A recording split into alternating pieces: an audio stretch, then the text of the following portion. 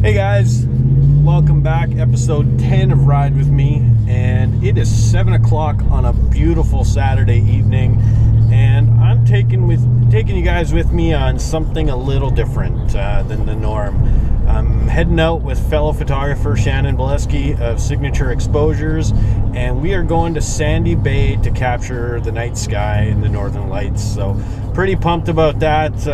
It's been pretty crazy for me the last month or so, where I haven't had much time to just do some photography for myself. And as I talked about in last episode, getting out with other photographers and just getting creative, helps me keep photography interesting and learn more. I love night photography, and according to space weather, we're supposed to have a G2 magnetic storm, so possibility of some amazing northern lights. Now, just like the weather forecast, we don't know if this is actually going to happen. With space weather, things can change in a heartbeat, and we can go from having a strong forecast that's going to show us pretty much all the colors of the northern lights, with lots of what we call dancing, where you see them bouncing up and down in the sky, to getting out there and nothing happens for the whole night. You just see that little warm kind of green on the horizon. But the sun's been fairly active over the last couple days, so got my fingers crossed that we're going to get a spectacular show tonight. I'm also going to take some time and interview Shannon as we drive out the Sandy Bay, and kind of get behind the scenes on how she started photography, what her specialty is, a few things that some people may not know about her. So we'll get into that, but right now, quick Tim Hortons stop, because it's going to be a late night with the sun not setting till, the sky not getting dark till almost 11 o'clock at night. We probably won't see any northern lights till midnight, and then we'll stay out for a couple hours. So it's going to be a long night. It's been a long day, been up since 5 a.m., but I can't wait. I love the night sky, and I can't wait to show you guys what we see.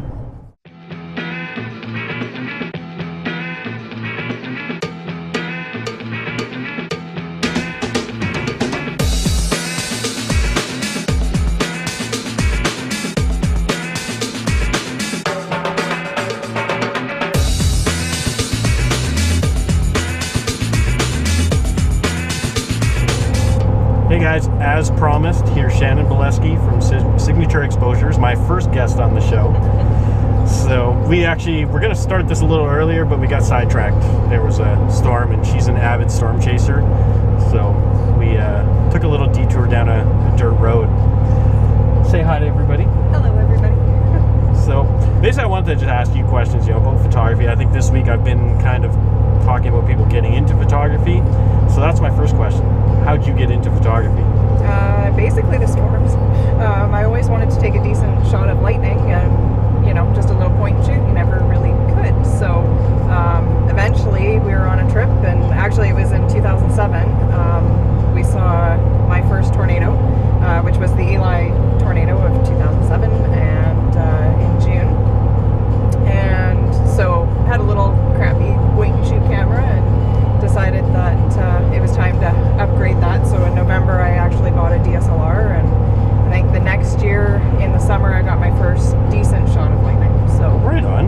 Yeah. So you and I started around the same time. I started, as a hobby in 2008 when my son was born. So cool. I thought you were doing it a lot longer than that. No. Do you always like photography? Yeah, I was always into photography. I had, just the little point and shoots and the little film cameras, and I remember, I think I was 8, 10, something like that, trying to get shots of lightning, getting the ISO 800 film, and exciting stuff. I've never done film. Well, actually I did film. My dad had a 1977 Practica. It was owned by Pentax, I guess, and he bought that camera when I was born, so it was kind of ironic that I bought a camera when my son was born. So yeah, that's cool. to now. I've told everybody that you're an amazing portrait photographer, and you're actually doing our portraits for our family, so I'm pretty excited about that. But what made you decide to start doing portraits and things like that? Like, and your infant photography is amazing. Oh, thank you. It's hard. I honestly wanted to try to make a little bit of money, because the equipment, as you know, is not cheap. So I was hoping I could get into the portraits. It was kind of to get me out of my comfort zone as well. I mean, I'm very much an introvert. I like being a homebody, but at the same time, I wanted to get out of my shell and meet different people and hear different stories, but at the same time not be able to charge a lot, so that so people who couldn't afford it could actually get the service. So that's how I started out. I think I was charging maybe $50, for a shoot, and I was learning, and they were getting something out of it. Well, I think we all started that. Like, I've talked about the pricing of photography, and there are guys that are doing it, for dirt cheap or free. But I think you start out somewhere, and you begin to do it as experience, but as you get better and your equipment costs go up and stuff, you realize, okay, you know what, $50, it's really not. It doesn't cover a lot. Yeah, it doesn't cover a lot, especially when. Well, and not only that, but you're working your butt off, right? You do a shoot for an hour, but the processing afterwards, I mean, especially when you're starting out, you could be working up to 8 hours trying to get that shoot done. So for $50, you're not making a lot per hour. Yeah, and it's interesting you say that. I've mentioned it, that a lot of people just think it's you click the camera. Or you get the comment, oh, that's a nice camera, it must take great pictures. There is a lot of work, and especially in portraits. I don't do a lot of portraits. I've been to your workshops and seeing, the behind the scenes of lighting and things like that. And, there's a lot that goes into the edit. Absolutely. Like you said, when you start out, like I remember when I shot my first house in 2011. It took me 3 hours to photograph the house and about 4 hours to edit, and I wanted to quit. I was like, no, not doing this. This is not worth what I'm making to do this. And now 5 years later, our skills get better, our editing gets better. Now I can photograph. You were there when I did a house shoot, that big house on River Road. When I can photograph a 5,000 square foot home in an hour, the processing's still, an hour-ish or so, but it's not 8 hours to do one to make $100 or whatever it is. Well, and that's the same with the newborns. I mean, the newborn shoots, I love doing them, and I think the reason why I love doing them so much is it's a challenge. You never know what you're going to get. Sometimes you'll have a baby that will sleep through the entire thing. Other times, they'll be crying through most of it, so you have to try to get them to sleep.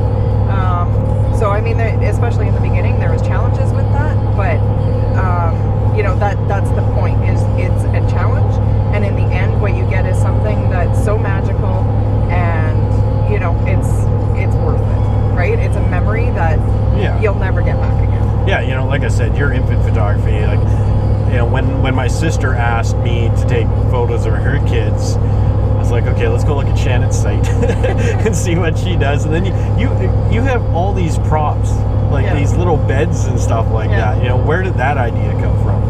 It's just looking at other people's photos and getting ideas, and then you make it your own, right? So it's I think it was Al's dad who actually built them for me. I kind of sent him a couple of pictures, and the way that he built them is that you can actually take them apart. So they're very portable, and I take them, if I do a shoot at somebody else's house, I'll take it with me. Oh, cool. And it's very simple to do. Right on. So it's just collecting things over time, and So you got your portraits. Like I said, you're very good at your portraits and stuff like that. And then I've seen, you just got back from storm chasing. Yes. So tell us a little bit about this craziness.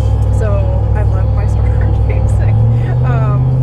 So the reason why I got into photography was because of the storms, and like I said, in 2007 we saw the Eli tornado in Manitoba, and that's what drove me. It started the whole fascination of it. I mean, I've always had a fascination with tornadoes,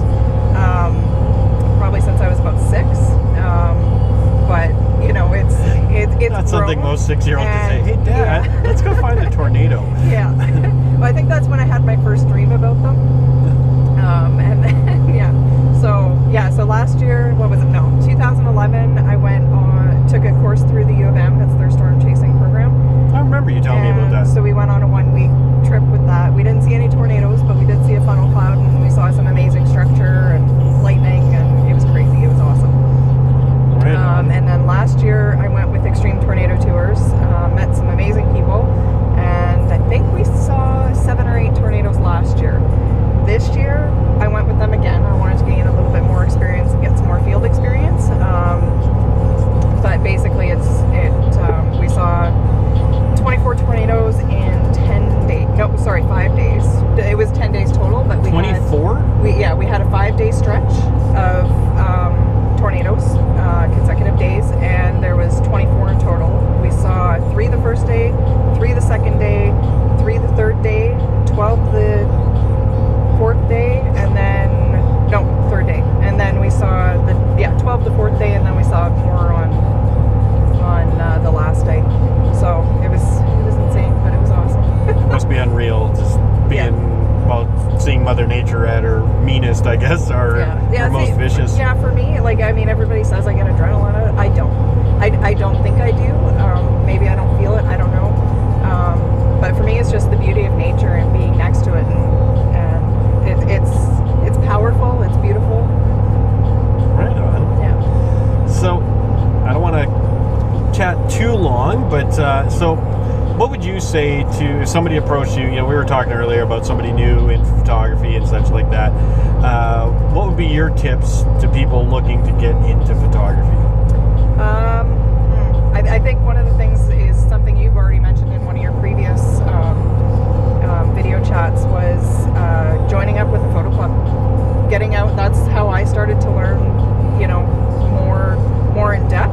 Well, that's how we met way back Winnipeg Photo. Yep. And that's where I learned most of my stuff is seeing other people's images, seeing people's critiques on them, and knowing how to improve your own photos, and then getting out and shooting with people. That's how you learn. That's the whole point.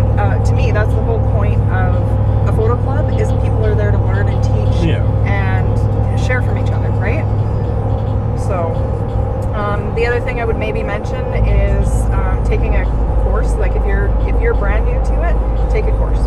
So you feel that a course would be valuable to someone? See, I learned everything. I'm kind of on the opposite spectrum. Yeah. I learned everything from the school of YouTube, and honestly going to chapters or the library and getting tons and tons of books. Yeah, not necessarily a course per se, but one of the things that I did was I had my camera, I would say probably 3-4 months, and then in the winter, have nothing to do, right? There's not a lot to shoot in the winter. Yes, there is. So there's lots of white stuff to shoot.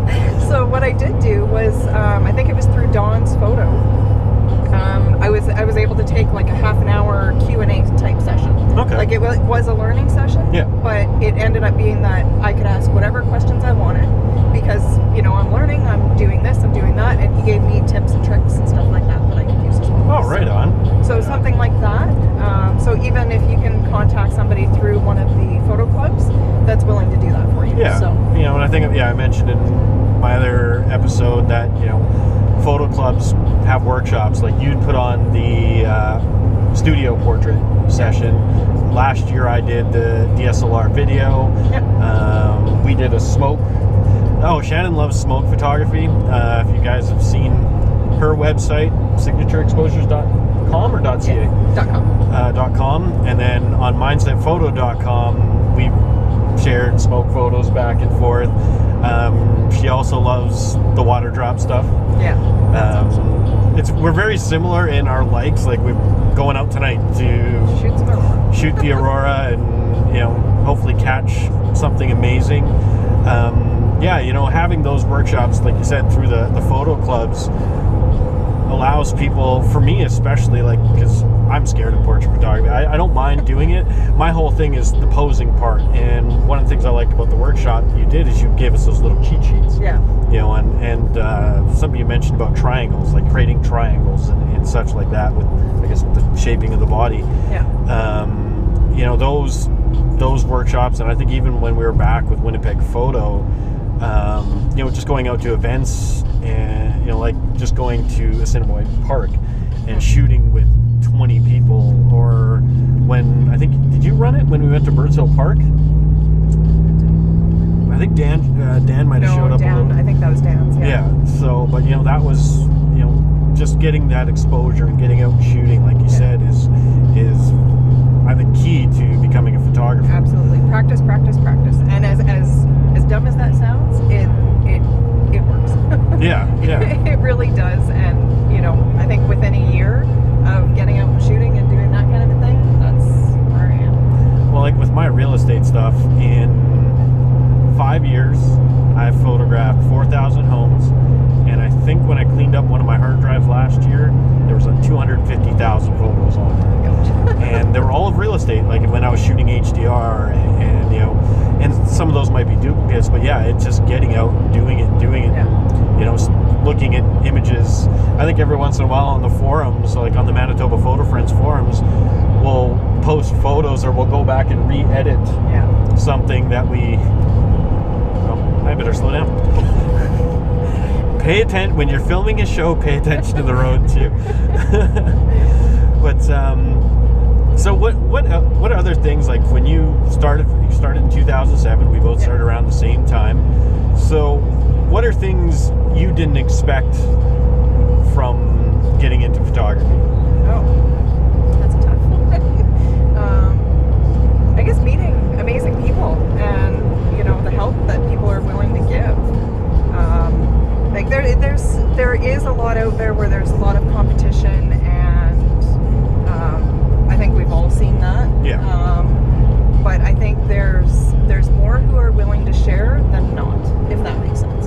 Yeah. Oh yeah. Like, you know, I have to agree 100%. I wouldn't be where I am today without the help of you, Candace, Dan, Dave, you know, all the guys all of you that I met back in the photo, you know, when I first started as well, and, you know, just making trips, and the critiques were really cool too.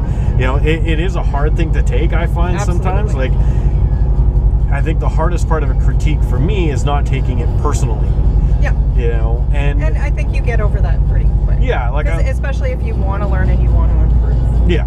I think if you're out there and you're a photographer or just getting into it, if someone takes apart your image, don't take it like a personal attack on you. As much as it's gonna feel like you're gonna feel like, oh, they hate me as a photographer or whatever. I know the first image I posted on Winnipeg Photo back in 2008, I think, was a picture of my son, and you know, people were like, oh, well, you know, you should do this and you should do this, but overall the nice thing was with a critique, and I think this is the key to a critique, is you're going to take somebody's image apart, but also say some good things, or how they can improve. You know? Well, and I mean, every image that you take is for yourself. To me, that's why you're a photographer. It's not for anybody else that's out there. It's for yourself. It's what you see. Like when I take a picture of Storm, sure, my picture looks different, and there's a little bit enhanced of, you know, contrast or saturation, but that's the way I envision it when I take that picture. So if you take a picture and it's purple and it's orange, and somebody says it shouldn't be that tone, don't listen to them. That's the way that you wanted it to be. So more from a critique standpoint, it's like, you know, your rule of thirds. You can always break those per holes. But it's your horizon. It's that type of a thing. And I mean, it's all about what you envision, and that's something to keep in mind when you are getting those critiques. Well, that's a great thing to let everyone know. Like, I haven't thought of that. You know, I just take my images, and it is for me. You know, and then some of the stuff, my fine art stuff that I have on the website that's for sale, you know, it may not, and I mentioned it in my last episode, that, you know, what we may think is an awesome image, you know, and everyone should buy it, may not be somebody's cup of tea. But we're still creating for ourselves. And one of the reasons we're out tonight is to decompress from our everyday lives and just shoot for ourselves. So, enjoy the moment and enjoy nature. Great. Well, thank you very much for being on the show. Well, thank you for having me. No problem. And guys, we are at Sandy Bay, and we're going to start getting set up for our Northern Lights. The road goes right into the lake. Cool. Oh yeah, we can park over here. Yeah. So have a great night, everybody. I'm hoping to show you some images from tonight. Say goodbye, Shannon. Bye, guys. Take care, and we'll see you next time.